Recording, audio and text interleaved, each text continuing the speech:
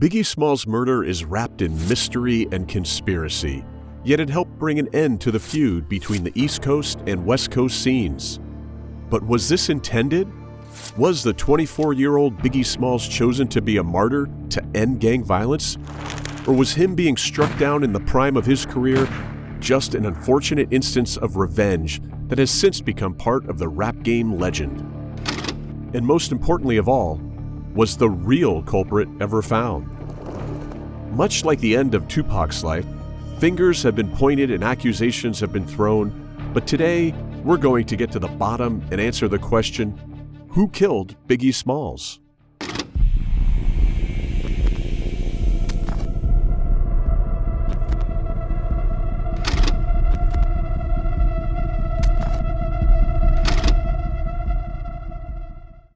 At 1 a.m. on March 9, 1997, 6 months after Tupac Shakur died in a drive-by shooting, Biggie Smalls was leaving a music awards party with friends, including Puff Daddy. P. Diddy and other artists signed to the same label climbed into separate vehicles, but Biggie got into his own car with his chauffeur and 2 other friends. Biggie's car followed Diddy's motorcade, but got stuck at a stoplight in an eerie similarity with Tupac's final moments. But instead of being caught at a red light in Las Vegas, Biggie was waiting with the engine turning over on Fairfax Avenue in Los Angeles when tragedy struck. A black Chevy Impala rolled up and fired a gun from the driver's side window, hitting the rap star 4 times. No other person was injured in the shooting, not his 2 friends and not the driver. Certainly not the shooter who quickly drove away and escaped. Given how bad LA traffic can be, that's a crazy story in and of itself. Eyewitnesses claim the assailant was a black male in a blue suit with a bow tie, a fairly out-of-the-ordinary attire that suggests the shooter may have been at the same music awards show that Biggie had just been attending, or was Carlton Banks. Upon hearing the gunfire, P. Diddy exited his vehicle and ran across the intersection to his friend's car before driving to a medical center. This would be futile, however. Biggie was pronounced dead at 1:15 a.m., just a quarter of an hour after the rap legend had pulled out of the parking lot that was a few feet away. This history-changing moment went down in the blink of an eye, but had been building for some time, which meant there were more suspects than a game of Clue. The rivalry between Tupac and Biggie had gained steam since a failed robbery in the lobby of a record store. Tupac was shot in the altercation with street thugs, but blamed P. Diddy as the puppet master behind it. This matter would be resolved when the Puff Daddy himself visited Tupac in the hospital to assure him of no involvement. However, a new track by Biggie Smalls would release soon after, inflaming the feud once more. That's because a line, "Who shot you?" was interpreted by the West Coast to be an admission of guilt from their counterparts on the East. Though this song had actually been recorded prior to Tupac's hospitalization, the rumor mill was turning. Another rumor that ramped things up was when Tupac paid Biggie's estranged wife, Faith Evans, to sing on one of his records. Apparently, he withheld payment unless she slept with him, although she denies ever having sexual relations with the West Coast star. Tupac said otherwise in diss tracks, of course. Then, when Tupac was murdered in an unsolved killing, it meant anyone associated with Tupac had good reason to hit back at Biggie, especially as he was often said to be the one behind the slaying of his rival. This is where Suge Knight comes in as the prime suspect. As the CEO of Death Row Records, he was close with Tupac.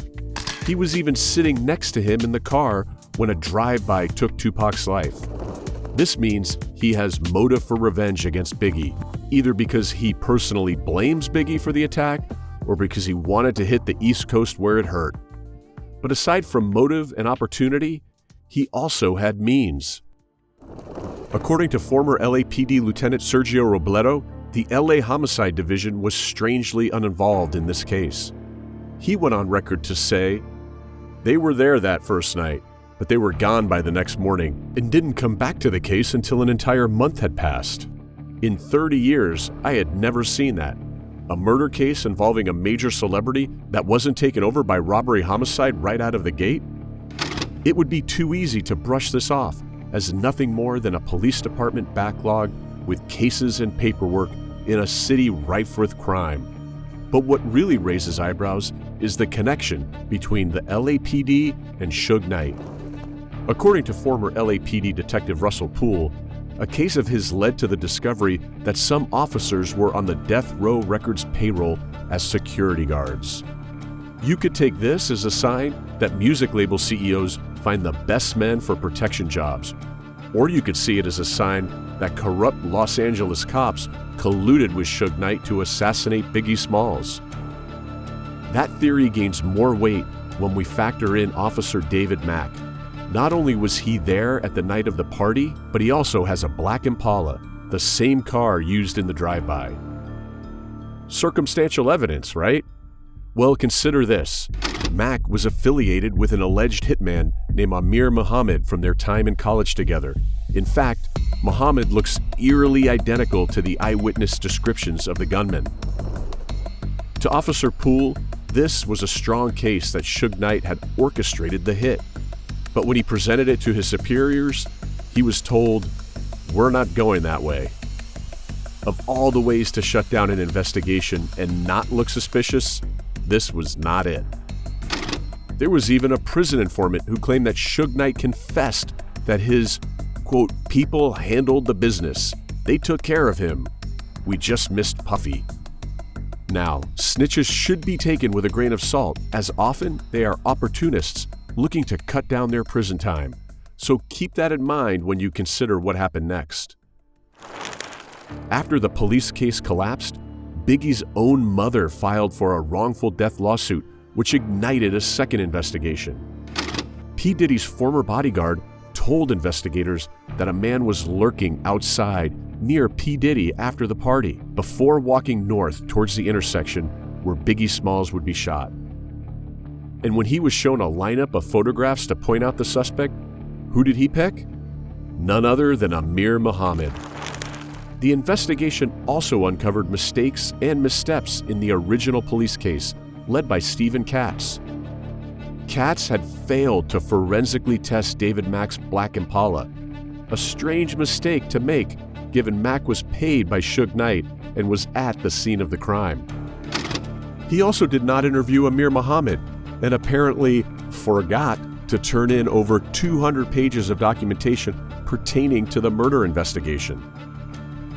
Amongst the paperwork was key testimony, including proof of the involvement of another LAPD officer in the hit. This missing evidence prompted the judge to rule a mistrial in the wrongful death lawsuit, so Biggie's family refiled the lawsuit only for it to be dismissed. But in 2011, the case was reopened when the FBI's file on Biggie was released, revealing a damning piece of evidence. Biggie was shot by Gecko 9mm armor-piercing ammunition. In case you can't tell, that's a highly special kind of bullet. So special that it was only distributed by 2 companies in the whole of the United States. Yet who should have the same rare ammunition in their own home? None other than Officer David Mack, the same cop on Suge Knight's payroll, the same cop with the black Impala, and the same cop with the connection to the hitman identified by eyewitnesses. Talk about being caught red-handed. Yet no arrests have ever been made. In fact, Russell Poole, the cop who suspected a cover-up, died from a heart attack in 2015, taking all his insider scoops to the grave. But with this solid theory, there are some things to consider. For starters, Suge Knight was sent to prison for running over 2 men and killing one. Though this proves he has a dark side, and possible that he's a terrible driver, it makes you wonder whether a man who would run people over is the same mastermind between a secret assassination involving a corrupt police department. If you doubt whether Suge Knight was behind it, then consider the conspiracy theory that the FBI went after Biggie Smalls to put an end to the West Coast and East Coast feud once and for all. A wilder theory is that it was Puff Daddy who bumped off his best-selling artist so that he could benefit from the posthumous profits, or that he was angry at Biggie for leaving Bad Boy Records. We know how painful breakups can be. But whether or not there's other theories, or whether Suge Knight will confess, remains to be discovered. No doubt, you have your own theories, so be sure to share them in the comments below. If you'd like us to cover more unsolved mysteries, then leave us a like to help us fight the algorithm, and don't forget to share this with a fan of hip-hop. And lastly, hit subscribe to get our next video.